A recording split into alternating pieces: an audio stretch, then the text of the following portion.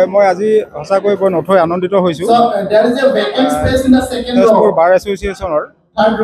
এটা দীৰ্ঘদিনীয়া সপোন আজি সম্পূৰ্ণ হৈছে সাৰ্থক হৈছে বাৰৰ সদস্যসকলৰ অসীম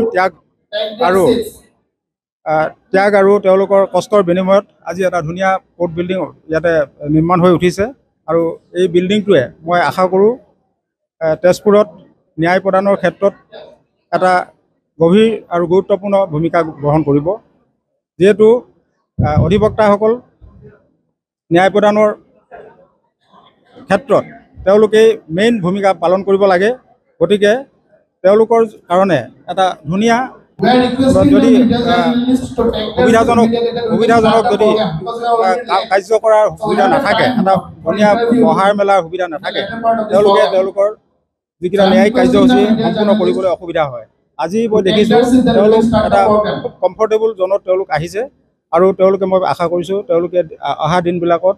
খুব সুষম ন্যায় দিবৰ কাৰণে তেওঁলোক সক্ষম হ'ব উকিল সন্থা অৰ্থাৎ বাৰ এছ'চিয়েশ্যনৰ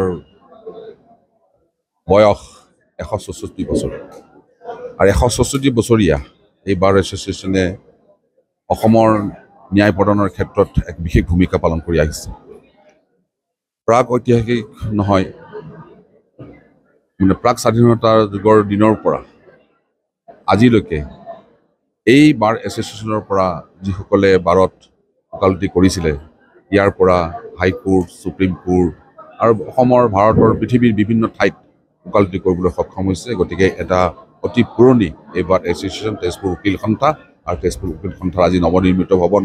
আজি শুভ উদ্বোধন কৰিবলৈ আমাৰ গগৈ ডাঙৰীয়া আহিছে তেখেতে স্পেচিয়েল জাজ CBI নিয়া